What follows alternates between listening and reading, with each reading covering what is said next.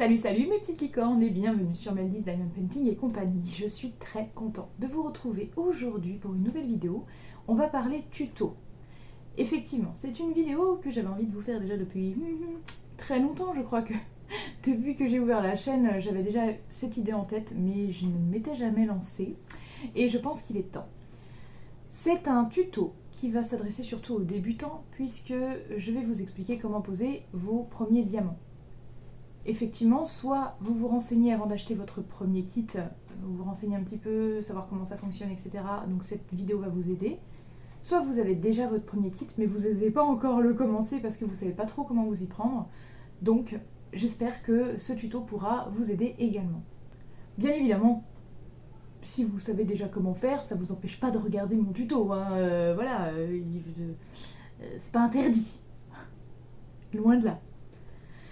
Alors déjà pour commencer, il faut préparer votre toile, enfin surtout vous préparez un petit coin pour en faire, donc soit sur votre table de salon, soit voilà, mais installez-vous confortablement quand même parce que vous risquez d'avoir vite mal dans la nuque. Et c'est pas parce que d'être penché comme ça, voilà. Moi, pour vous aider un petit peu, si vous savez pas vous installer dans la salle ou quoi, je vous conseille quand même d'avoir, même si c'est dans le salon, d'avoir un siège réglable en hauteur pour vous régler au plus bas possible pour pas avoir à trop casser la nuque et à vous pencher. Enfin, après voilà, chacun son confort aussi. Moi c'est ce que je fais parce que j'évite des douleurs sinon dans le cou et c'est pas très agréable au bout d'un moment. Donc ça c'est la première chose à faire. Ensuite, comme je vous disais, il faut préparer votre toile. Pour ce faire, il y aura forcément beaucoup de solutions. Moi je vais vous présenter celle que j'utilise toujours d'ailleurs, mais que j'utilise depuis le début que j'ai commencé le diamant painting, en tout cas pour ce genre de petite toile. Pour faire ce genre de plus grande toile comme il y a là-haut, j'ai peut-être une autre organisation. Bref, je ne vais pas rentrer dans trop les détails, je vais vous expliquer comment débuter vraiment pour votre tout premier kit. Alors, un kit, ça peut se présenter comme ceci par exemple.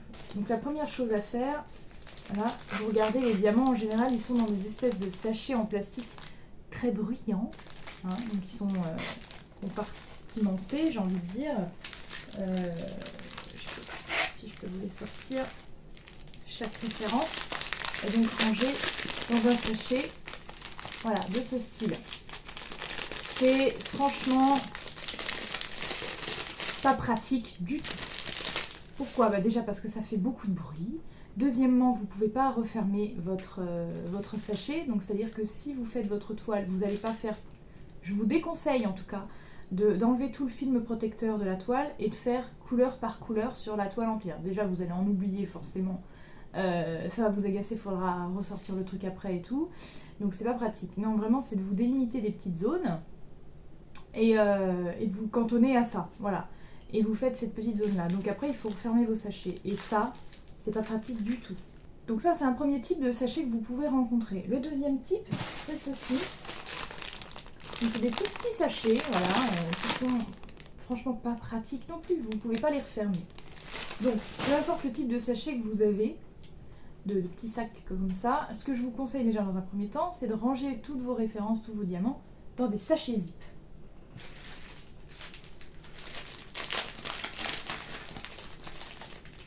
De ce type. Alors moi ce que je fais, je prends la référence de la toile, sur la toile. Donc aujourd'hui on va travailler avec cette toile là, une petite toile, juste ce que je vous conseille aussi pour débuter, c'est de prendre une taille petite, une petite taille de toile, parce que si vous attaquez déjà par un grand tableau, vous allez peut-être vous décourager, peut-être que si ça vous plaît pas, du coup vous aurez dépensé de l'argent pour rien, enfin voilà.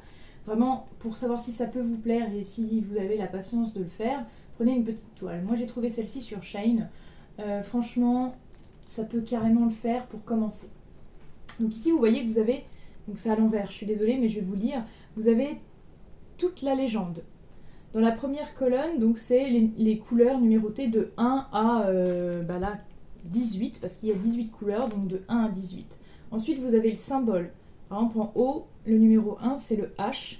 Donc ça veut dire que sur la toile, toutes les lettres H devront porter la couleur numéro 1 qui a pour référence 208.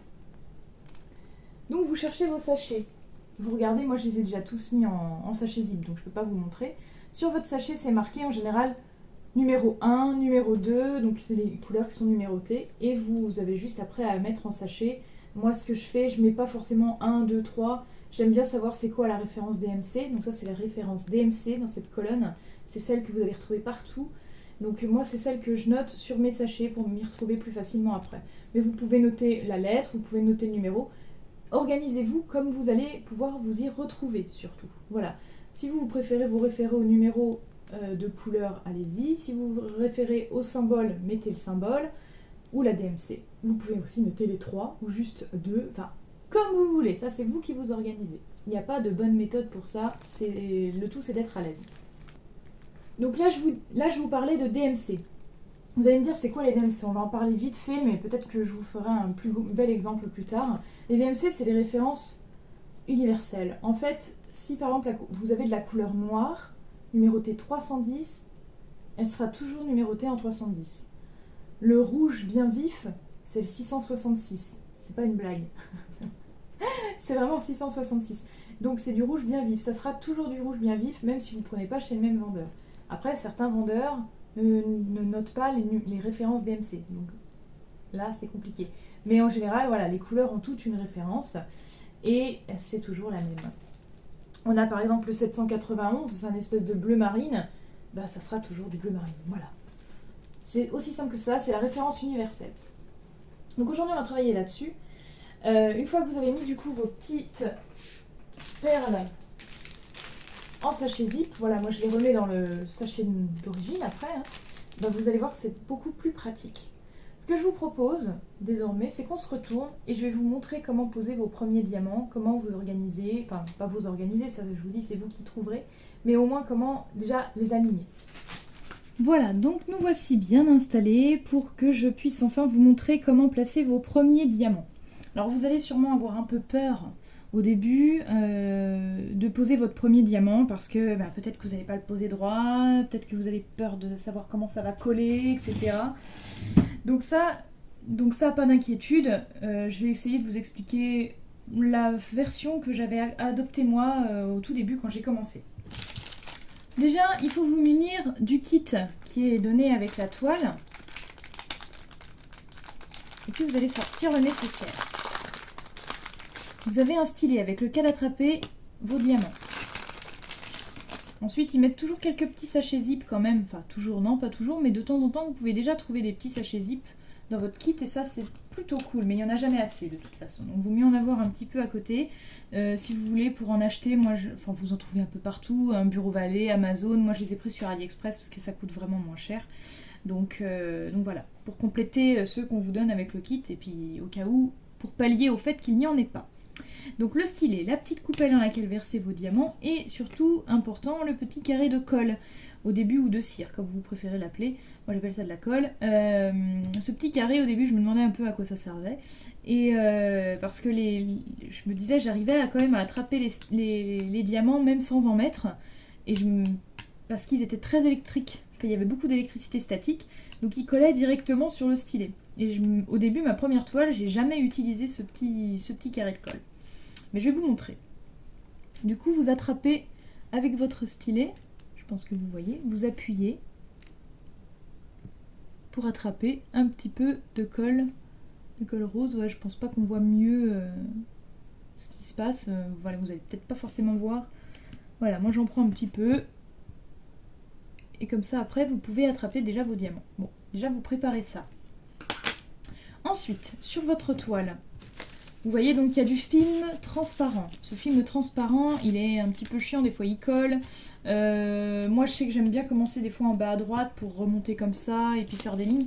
Mais après vous pouvez commencer en haut à gauche, vous pouvez commencer en haut à droite comme vous voulez. Désormais, même maintenant, moi mes toiles, je les sépare en plusieurs cases. Et je fais les cases dans le désordre, vous voyez. Donc il n'y a pas vraiment de bonne ou de mauvaise méthode. Ça va être vous qui allez trouver la vôtre pour commencer, pour savoir quel côté vous allez commencer de votre toile. C'est vraiment suivant votre aise en fait. Si vous êtes droitière, vous allez peut-être avoir envie de commencer à gauche et aller de gauche à droite, voilà. Ou inverse, si vous êtes gaucher, vous avez peut-être envie de commencer à droite pour pas vous gêner dans votre pose. Ça, c'est vraiment vous qui allez trouver votre façon de faire. Donc je ne vais pas vous conseiller là-dessus.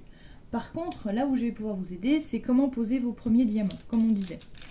Donc déjà, je vous conseille de décoller un petit peu le film protecteur et de vous délimiter une zone à diamanter.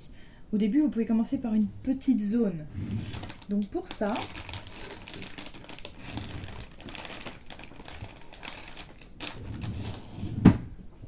pour ce faire, vous allez ou essayer de vous procurer une règle ou un réglet. Moi, je me suis pris un petit réglet en métal parce que j'avais peur de prendre une règle en plastique et une fois collée, de la casser en la décollant. Parce que des fois, ça colle un peu sur le côté.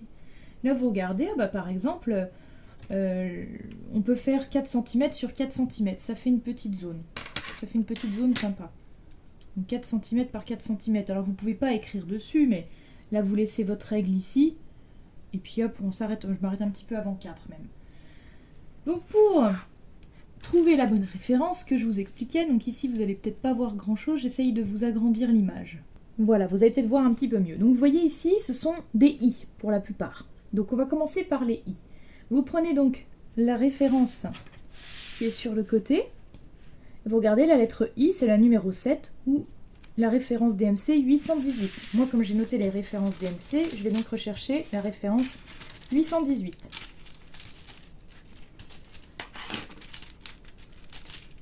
Alors là, vous voyez, ce film plastique me gêne énormément. Je vais donc sortir un truc que vous aurez peut-être pas au début et c'est pas indispensable. Après, il vous suffit de mettre quelque chose de lourd dessus pour que ça arrête de se refermer. Donc moi je vais sortir, vu que je suis équipée, depuis le temps que j'en fais, je sors un petit cover minder. C'est quoi en fait? C'est un petit aimant que vous allez placer comme ça et qui va maintenir, donc c'est joli et en plus ça maintient votre film. C'est juste incroyable. Voilà, comme ça il va plus se refermer. Donc je disais, on va chercher la couleur, la référence I, donc c'est le 818. Donc là je prends mon sac qui contient tous mes petits sachets et je cherche la référence 818. Là voilà, donc c'est un rose très très clair. Moi j'ai mis en...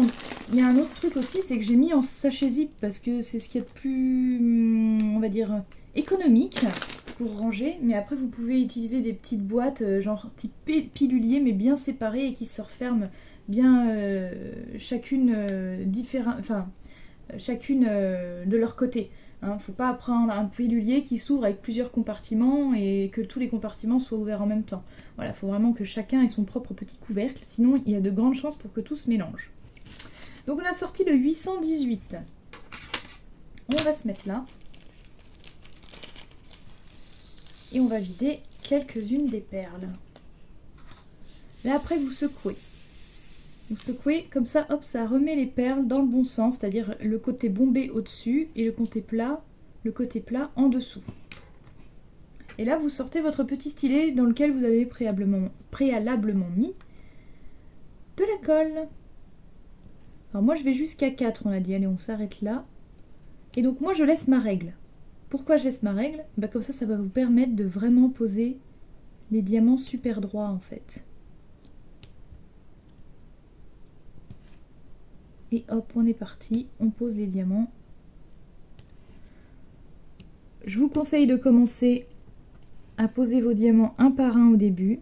Vous verrez plus tard qu'il existe des multiplaceurs, c'est-à-dire qui permettent d'attraper plusieurs diamants d'un coup et de les placer en même temps. Mais moi, je trouve pas ça très précis en fait, donc je préfère faire un par un. Voilà, donc là on a déjà fait une première ligne. Ensuite, on va refaire pareil dans l'autre sens, c'est-à-dire que on est parti sur 4 cm. Et là, on se remet pour 4 cm. Hop, on est bien prêt, bien à ras. Et on est parti. Moi, je la maintiens un petit peu parce qu'elle ne tient pas des masses. Et avec cette règle que vous allez laisser se placer sur le côté, vraiment... ça va vraiment vous aider à bien partir droit. Et si vous partez bien droit déjà dans votre point de départ, forcément, ça va vous aider pour la suite. Après, avec les diamants que vous avez déjà posés, ça vous aidera à aller droit tout le temps en fait quoi. Il faut savoir que les diamants ronds sont quand même plus faciles à poser en plus que les diamants carrés. Je vous ferai une vidéo tuto peut-être pour les carrés. Mais donc là on a déjà prédélimité notre première zone. Donc après ce que vous pouvez faire c'est tout simplement remplir. Voilà. Vous remplissez et vous continuez. Alors des fois il y a un petit peu de colle qui reste collé. Bon c'est pas très grave, vous l'enlevez au doigt. Et ainsi de suite. Et là du coup comme votre première ligne elle est déjà bien droite, la deuxième le sera forcément parce que vous bien collez votre diamant suivant de la deuxième colonne. Il faut bien le coller contre la première colonne. Ça va vraiment vous aider à placer les choses droites.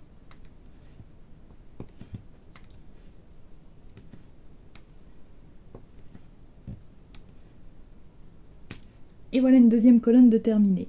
Avant de vous retrouver pour le changement de couleur, je voulais quand même vous montrer une petite méthode qu'on utilise normalement pour les diamants carrés, mais que l'on peut utiliser pour les diamants ronds, c'est-à-dire le placement en damier. Vous allez donc placer vos diamants en diagonale, comme ceci. Alors après c'est compliqué vous allez me dire, parce que du coup, on va pas suivre forcément la ligne de base. Je fais n'importe quoi.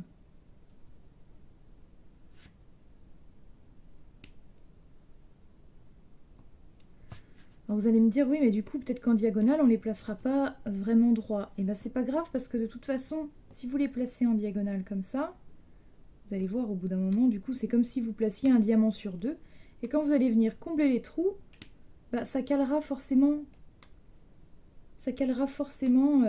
ceux d'après, en fait. Ça les pousse légèrement pour qu'ils soient placés dans la bonne position.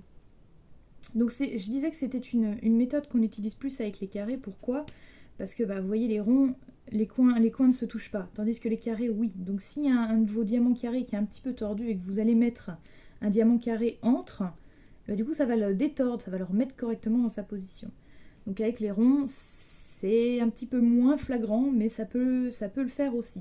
Donc vous pouvez faire en diagonale, donc, enfin en damier, donc un diamant sur deux, et puis combler les trous après. Donc du coup on se retrouve, je finis cette petite zone, on se retrouve après pour le changement de couleur. Alors comme vous pouvez le constater, j'ai terminé donc cette première partie de zone, et donc là on va devoir changer de couleur, mais vous allez voir que en fait d'une couleur à une autre, de toute façon ça ne change pas. Il n'y a vraiment aucune méthode, il faut juste bien penser à ne pas se tromper. Parce que parfois, avec un petit peu d'inattention, on peut prendre une référence à la place d'une autre. Après, c'est pas irréversible, il suffit d'enlever ce qu'on a fait, hein, mais c'est quand même pas très agréable, quoi. Voilà. De devoir tout recommencer, c'est jamais très sympa. Donc là, on a fini avec le 818, la couleur numéro 7. Nous allons attaquer avec les V, donc couleur 17, référence 3609, que voici. Donc pour les grandes zones, comme on vient de faire, enfin grande zone, c'est pas non plus une immense zone, mais ça reste quand même assez grand, et il n'y a que de la même couleur. Il ne faut pas hésiter à utiliser cette méthode damier. Déjà pourquoi? Comme je vous disais, ça permet de placer les choses correctement, mais surtout ça permet de faire passer le temps un petit peu plus vite aussi, parce que des fois quand il n'y a que de la même couleur, ça peut peut-être être un petit peu lassant, donc il ne faut pas hésiter à vous amuser un petit peu. Après je pense qu'au début, enfin moi je sais qu'au tout début, je faisais des lignes, hein, je faisais ligne par ligne, j'avais trop peur de me tromper, donc je faisais doucement. Donc c'est vrai qu'au début vous allez peut-être pas être trop à l'aise pour faire ce genre de choses, mais faut pas hésiter. Alors quand vous voyez que vous galérez un petit peu à récupérer les diamants, faut pas hésiter à remettre un petit peu de colle, hein. C'est peut-être parce que voilà, il n'y a plus assez de colle, donc vous en remettez. Il ne faut pas en mettre trop non plus, parce que si vous appuyez, et puis il ne faut pas trop appuyer, hein.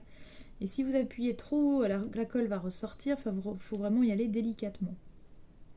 Tout à l'heure, je vous disais aussi que parfois, donc, sur les toiles, vous allez trouver soit du papier protecteur transparent, qui dans tous les cas, il ne faut jamais les enlever, ou du papier protecteur blanc. Donc le papier protecteur transparent peut être un petit peu pénible parce qu'il fait du bruit, que vous avez des fois le bras qui colle dessus, s'il fait chaud, voilà, c'est pas agréable. et ben lui, vous pouvez le remplacer par du papier sulfurisé, du papier cuisson. Et c'est plutôt pratique. Bon, moi maintenant, avec les Coverminder, je vous avoue que j'ai plus trop ce problème. Voilà, je fais ça un peu... je fais ça avec le Coverminder, comme ça me permet de ne pas être embêté. Et c'est plutôt pas mal. Mais au début, voilà, si vous savez pas, vous n'allez pas savoir si vous allez aimer ou pas cette activité. Je vous conseille de ne pas acheter 1 million d'accessoires et de trucs. Ça sert à rien. C'est un coût à ce que vous achetez, enfin vous dépensiez plein d'argent pour peut-être pas aimer l'activité. Donc c'est pas la peine. Attendez un petit peu quoi. Donc là maintenant on attaque le F avec la couleur 3354 qui se trouve ici. Donc c'est un autre type de rose encore. Et puis on aura presque fini. Ah bah vous voyez, j'ai oublié un V. Pourtant c'est une petite zone, hein, mais j'ai oublié un V, c'est pas grave. On finit, on fait les F du coup. Donc là dans cette petite zone, on aura eu quand même 3 roses différents. C'est quand même cool. Moi j'aime bien les zones où on appelle ça des confettis, c'est-à-dire qu'il y a vraiment plein de changements de couleurs. Vous voyez, comme là par exemple. Ici il va y avoir plein de couleurs différentes. C'est des zones confettis. On aime bien ça en général. C'est un peu pénible parce qu'il faut changer de couleur, que des fois on en loupe une, etc. Mais bon. Hop. Tac. Je ressors du coup ma couleur pour le V. Parce que j'en ai oublié un. Voilà. Tac. Super. Bon, je vais vous montrer tout de suite une petite photo qui va circuler pour vous montrer un peu la zone de plus près en macro.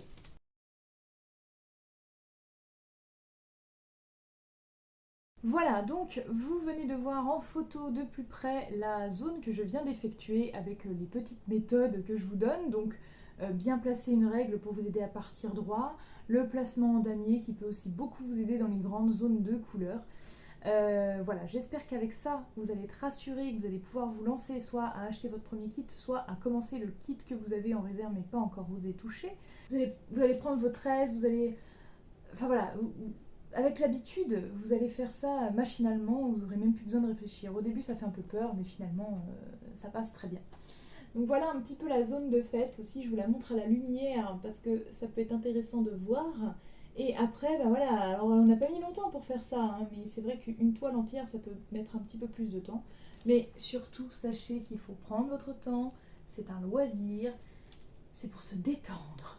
Donc faites ça quand vous avez du temps, quand vous avez envie de vous poser, vous allez voir que vous allez partir un peu. Des fois, moi j'ai un peu l'impression d'être dans du coton quand je fais ça, et plus rien autour de moi. Et ça me fait un bien fou.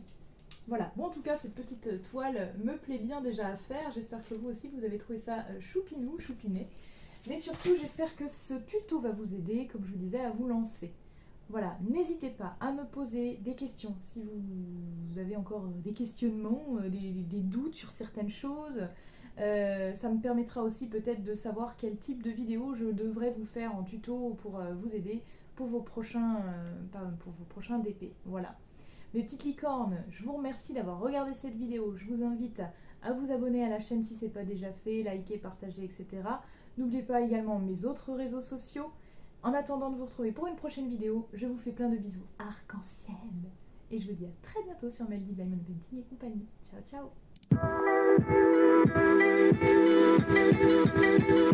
ciao!